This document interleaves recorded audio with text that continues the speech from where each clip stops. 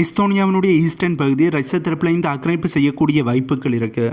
ஏனென்றால் இந்த ஈஸ்டர்ன் பகுதியில் நேவிகேஷன் சிஸ்டத்தை இப்போது ஜாம் பண்ணி இருக்கிறார்கள். அது மட்டும் இல்லாமல் ரஷ்யாவோட உளவு விமானங்களும் உளவு ட்ரோன்களும் இந்த பகுதியில் தொடர்ந்து பறந்து கொண்டிருக்காண்டு பொலிட்டிக்கோ தரப்பிலிருந்து செய்தியானது வெளியே வர ஆரம்பிச்சிருக்கு. உக்ரைனுக்கு அடுத்ததாக ரஷ்யாவோட இலக்கு எஸ்தோனியாவாக இருக்கும் என்ற ஒரு கேள்விதான் பலமத்தில் எழும்பியிருக்கு என்று சொல்ல முடியும். ஏனென்றால் லாத்வியா, லித்வேனியா, எஸ்தோனியா போன்ற இந்த 3 நாடுகளுமே ரஷ்யாவுக்கு எதிரான கடுமையான கருத்துக்களை முன்வைத்திருந்தார்கள். ரஷ்யாவுக்கு எதிரான கடுமையான விமர்சனங்களை முன்வைத்து ஆன்டி ரஷ்யன் பாலிசியை மிக பெருசாக கடைபிடித்துக் கொண்டிருக்காங்க என்று சொல்ல முடியும். இப்படி ரஷ்யாவுக்கு மிகப்பெரிய ஒரு கோபத்தை ஏற்படுத்தியபடியால் எஸ்தோனியா ரஷ்யாவோட அடுத்த இலக்காக இருக்கக்கூடிய வாய்ப்புகளும் ரொம்பவே அதிகமாக இருக்கு. என்னதான் நாட்டோவில் எஸ்தோனியா மெம்பராக இருந்தாலும் ரஷ்யா குறிவைத்தார்கள் என்றால் ஏதோ ஒரு வகையில் எஸ்தோனியாவுக்கு நுழைந்து விடுவார்கள். ஆகவே எஸ்தோனியா இதில் எப்படி தப்பிக்க போறாங்க என்பதை வெயிட் பண்ணி தான் பார்க்கணும். அதே நேரத்தில் நாட்டோ நாடுகள் இப்போது ரஷ்யாவுக்கு எதிராக நேரடியான போருள்ள களம்னாங்க தயாராக இல்லாதபடியால் எஸ்தோனியா மீது ரஷ்யா கை வைக்கும் போது நாட்டோ நாடுகள் அதனை தள்ளி நின்று வேடிக்கை பார்ப்பார்கள் என்றுதான் சொல்ல முடியும். எஸ்தோனியாவுக்கு தேவையான ராணுவ வீரர்களை அனுப்புவார்கள். எஸ்தோனியாவுக்கு தேவையான நிறைய ஆயுதங்களை கொடுப்பார்கள். மற்றும்படி நேரடியாக ரஷ்யாவுக்கு எதிரான தாக்குதல் செய்வாங்களா என்று பார்த்தோம் என்றால் கண்டிப்பாக கிடையாது. எஸ்தோனியாவுக்கு தான் இந்த போரானது இடம்பெறும். ஆகவே எஸ்தோனியாவில் ரஷ்யாவுக்கு நாட்டோக்கும் இடையிலான போரானது இடம்பெறும்போது எஸ்தோனியாவே வாழ்வதற்கு தகுதியற்ற இடமாக மாறும் என்று சொல்ல முடியும். ஏனென்றால் 2 மிகப்பெரிய பவர்கள் ரஷ்யாவாக இருக்கட்டும், நாட்டோவாக இருக்கட்டும், இந்த 2 மிகப்பெரிய பவர்கள் எஸ்தோனியாவில் வச்சு போர் செய்யும் போது அங்கே இருக்கிற கட்டணங்களாக இருக்கட்டும், அங்கே இருக்கிற மக்களாக இருக்கட்டும், தப்பிப்பது இயலாத காரியமாக போகும். இது போன்ற இந்த உலகத்தில் நடந்த பல முக்கியமான நிகழ்வுகளை பற்றி தான் இந்த வீடியோவில் பார்க்க போகிறோம். வீடியோக்குள்ளே போகிறதுக்கு முன்னே நம்ம சேனலை சப்ஸ்கிரைப் பண்ணி பக்கத்துக்கு பெல் ஐக்கானை கிளிக் பண்ணி வையுங்க. அப்போ தான் நான் போடக்கூடிய வீடியோஸை நீங்கள் உடனுக்குடன் பார்க்க முடியும்.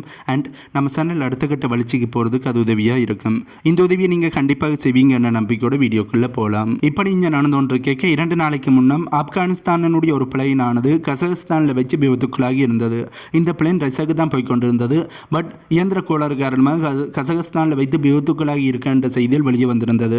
இப்படி இருக்கையில் அசர்பைஜானோட தரப்பிலிருந்து ஒரு செய்தி வெளியே வந்திருக்கு.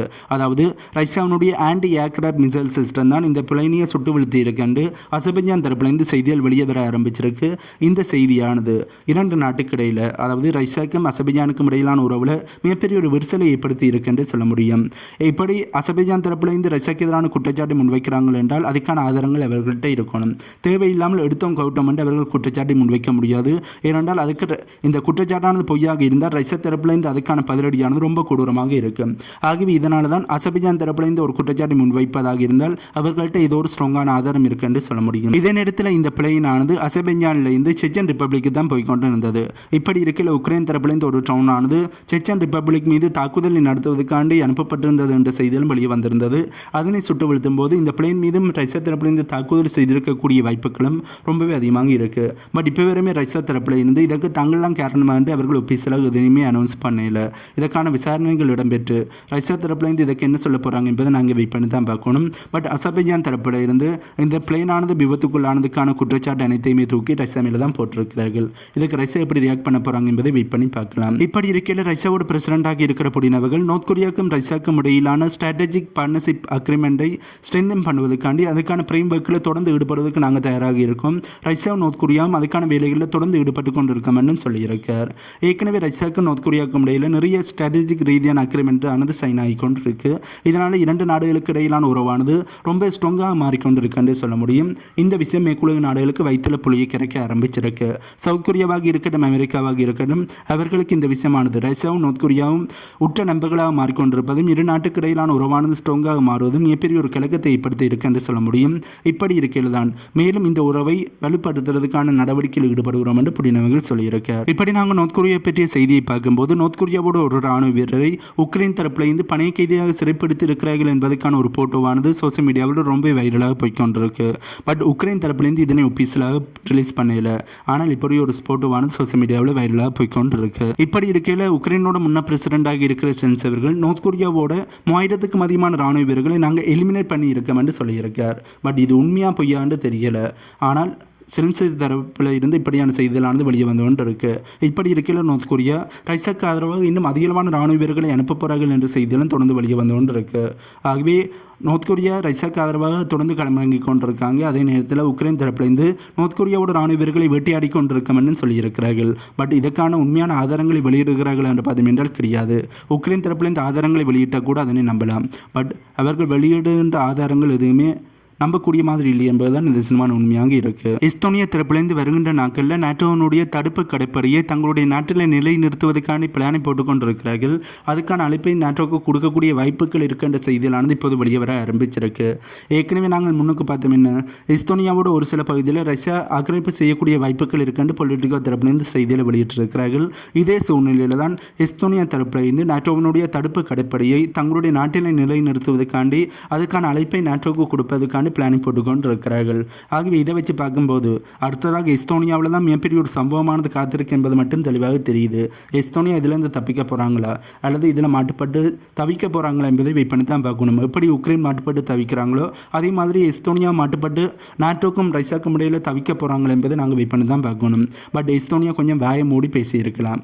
தேவையில்லாமல் ரஷ்யாவுக்கு எதிரான கடுமையான விமர்சனங்களை முன்வைத்து ரஷ்யாவை வம்பிழுத்திருக்கிறார்கள். அதுக்கான விடுதலை கண்டிப்பாக எஸ்தோனியா அனுபவிச்சு தானே ஆகணும். அதைத்தான் இனி உக்ரைன் அனுபவிக்கிற மாதிரி எஸ்தோனியாவும் அனுபவிக்க போகிறார்கள் என்ற ஒரு கேள்விதான் பல மத்தியில் எழும்பியிருக்கு. ரஷ்யா மட்டும் எஸ்தோனியா மீது காலை வைத்தார்கள் என்றால் எஸ்தோனியாவோட நிலைமையானது உக்ரைனை விட படுமோசமாக இருக்கும். இப்படி இருக்கையில் ரஷ்யாட்டிலிருந்து யாருமே இயற்கை மற்றும் கச்சா எண்ணெயை வாங்கக்கூடாது என்று நிறைய பொருளாதார தடைகளை போட்டிருக்கிறார்கள். பட் அமெரிக்காவினுடைய நியூமரஸ் பார்ட்னர்ஸ் ரஷ்யாட்டிலிருந்து தொடர்ந்து கேஸ் மற்றும் கச்சா எண்ணெயை வாங்குவதை இன்க்ரீஸ் பண்ணியிருக்காங்க. அதே நேரத்தில் அமெரிக்காவோட கீ அலையன்ஸ் ரஷ்யாட்ட இருந்து வாங்குகின்ற இயற்கை நிறுத்தி இருந்தாலும் உக்ரைனை ஸ்ட்ரென்தன் பண்ணுவதற்கான நடவடிக்கையில் அவர்கள் ஈடுபடவில்லை என்று நியூயார்க் டைம் தரப்பிலிருந்து செய்திகளை வெளியிட்டிருக்கிறார்கள். சரி, ரஷ்யாட்ட இருந்து அதிகமான கேஸ் மற்றும் கஞ்சா வாங்குகிற நாடு என்று பார்த்தோம் என்றால் அமெரிக்காவோட நட்பு நாடாக இருக்கிற நாடு என்று பார்த்தோம் என்றால் இந்தியா அமெரிக்காவோட நட்பாக இருக்கிறார்கள். அவர்கள் தொடர்ந்து ரஷ்யாட்ட இருந்து அதிகமான கேஸையும் கச்சா எண்ணெய்களையும் வாங்கி கொண்டு தான் இருக்கிறார்கள். என்னதான் அமெரிக்கா மேற்குலக நாடுகளின் ரஷ்யாவுக்கு எதிரான பொருளாதார தடைகளை போட்டாலும் இந்தியா தரப்பில் இருந்து ரஷ்யாட்ட அதிகமான கேஸையும் கச்சா எண்ணெய்களையும் இப்போதும் இறக்குமதி செய்கிறார்கள். அதை இன்க்ரீஸ் பண்ணுவதற்கான நடவடிக்கையில் ஈடுபடுகிறார்கள். அதே நேரத்தில் மிடில் ஈஸ்டில் இருக்கிற நிறைய நாடுகளும் ரஷ்யாட்ட இருந்து இயற்கை கேஸையும் வாங்கி கொண்டு தான் இருக்கிறார்கள். ஆகவே அமெரிக்காவோட ஒரு சில நட்பு நாடுகள் ரஷ்யாட்ட இருந்து வாங்குகின்ற இயற்கை இன்க்ரீஸ் பண்ணுகிறார்கள். அதே நேரத்தில் அமெரிக்காவினுடைய கீ அலையன்ஸ் உக்ரைனை ஸ்ட்ரென்தன் பண்ணுவதிலிருந்து பின்வாங்கி நிற்கிறார்கள். உக்ரைனுக்கு தேவையான முழுமையான சப்போர்ட்டை கொடுக்கிறது கிடையாது. ஆகவே அமெரிக்காவினுடைய பிரசிடண்டாக டொனால்ட் ட்ரம்ப் அவர்கள் பதவியேற்க முன்னமே உக்ரைனை கழட்டி விடுற நடவடிக்கையிலும் ரஷ்யாவோட நட்புறவை பேணுகிற நடவடிக்கையிலும் உக்ரைனோட நட்பு நாடுகள் ஈடுபட்டிருக்கிறார்கள் என்பது மட்டும் தெளிவாக தெரியுது. இதில் தேவையில்லாமல் மாட்டுப்பட்டது யார் என்று பார்த்தோம் என்றால் ஐரோப்பிய இந்திய நாடுகள் தான். ஐரோப்பிய இந்தியம் அமெரிக்காவோட பேச்சை கேட்டு உக்ரைனுக்கு தேவையான சப்போர்ட்டை கொடுக்குறோம் என்று சொல்லி ரஷ்யாவை பகித்து விட்டார்கள். இப்போது வாங்கி கட்டுறது ஐரோப்பிய இந்திய நாடுகள் மட்டும்தான். ஏனென்றால் அமெரிக்கா தொடர்ந்து ரஷ்யாவோட வர்த்தகத்தில் ஈடுபடுகிறார்கள். அமெரிக்காவோட நட்பு நாடுகளும் தொடர்ந்து ரஷ்யாவோட வர்த்தகத்தில் ஈடுபடுகிறார்கள். பட் அமெரிக்காவோட பேச்சை கேட்டு ஐரோப்பிய இந்தியம் தான் ரஷ்யாவுடனான வர்த்தகத்தை முடிச்சு கொண்டார்கள். இதனால் ஐரோப்பிய இந்தியத்தினுடைய பொருளாதாரம் இப்போ அகல பாதளத்தில் போக ஆரம்பிச்சிருக்கு. இப்படி இருக்கையில் தேவையில்லாமல் வசமாக மாட்டப்பட்டது ஐரோப்பிய இந்திய நாடுகள் மட்டும்தான் என்பது தெளிவாக தெரியுது.